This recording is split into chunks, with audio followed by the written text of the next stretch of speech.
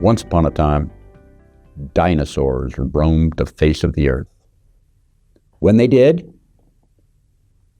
the dinosaurs feared there was too much debt. Fear of debt, debt phobia, government debt in particular I'm referencing about, has been around all my life and longer. And I'm almost a dinosaur myself. When this septuagenarian was just a wee lad, in the days when Barry Goldwater was running for president, and I remember this very well, there was fear that Lyndon Johnson was going to create too much debt for our country and destroy it. Now, mind you, I'm going to tell you that the fear of excess government debt tends to fluctuate a little bit this way. When you have a Republican president, there tend to be a lot more Democrats that are afraid of the debt problem. When you have a Democratic president, there tend to be a lot more Republicans that are afraid of the debt. It's always, in some ways, partially masked as an attack on whatever party holds the White House. But this fear is always there, and it is, how do I say this? There's ways to measure this correctly, and almost no one ever does, because the emotion is what drives the way people look at it. How should you look at it? Well, there's a couple that are the right way, but none of them lead you to a view that the debt as it exists in the United States of America is actually a material problem, and people will not accept that because they're so convicted on this. That's one of the things that I always love when I think about markets is what risks do people have wrong? And they are so convicted of them by their emotion or their biases that they can't see through them. The right way to see this is several. One, what's the carrying cost of the debt relative to either normal government revenue or the size of the economy, both of which are relevant, since government revenue comes out of the size of the economy.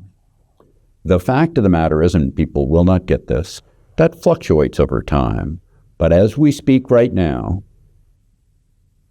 total government debt has annual payments that, on the one hand, as a percent of GDP, are the same level they were when Barry Goldwater ran for president when I was a lad. People don't get that.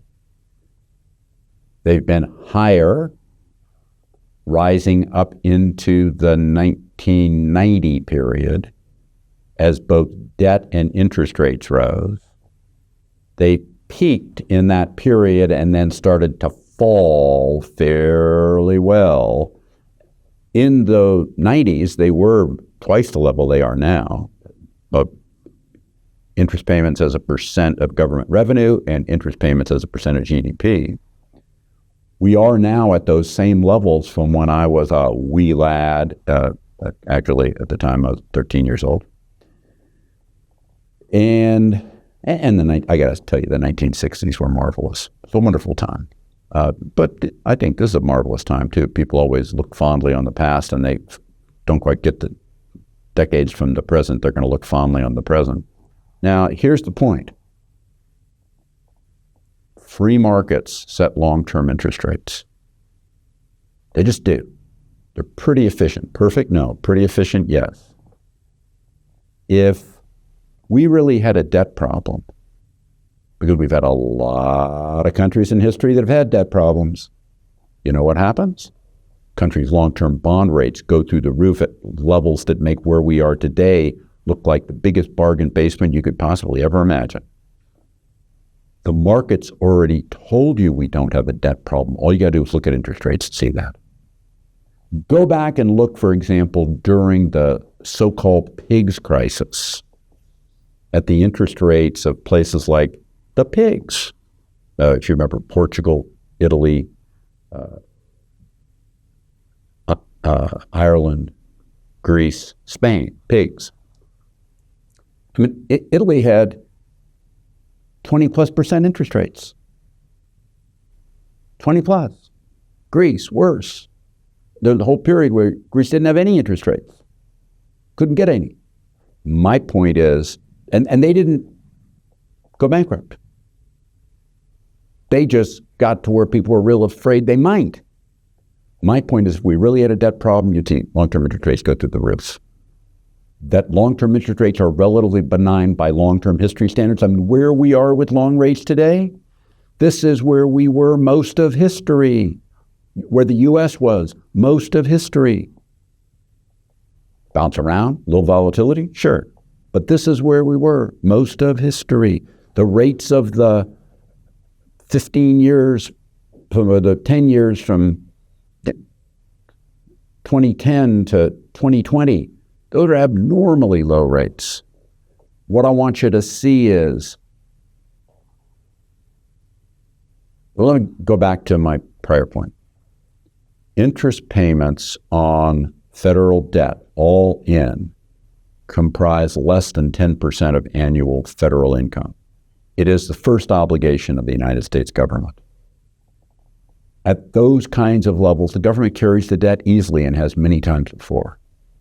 Am I in favor of having more debt? I didn't say that. Am I in favor of the government borrowing money to spend it on this thing over here? I'm rarely in favor of that. The fact of the matter is, these levels of government debt are not problematic, but the actual amount of dollars is always scary to people. People always just believe that it is. They're certain that it is. This is all historically pretty normal where we are, and therefore not to be feared. If that were not the case, interest rates wouldn't be where they are for long-term bonds, long-term government bonds, and that's the proof statement to you. So I'm going to just tell you, until you see long-term interest rates kick up to some, number like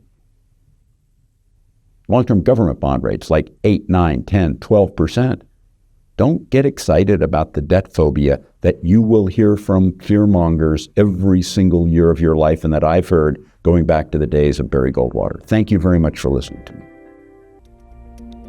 Subscribe to the Fisher Investment YouTube channel if you like what you've seen. Click the bell to be notified as soon as we publish new videos.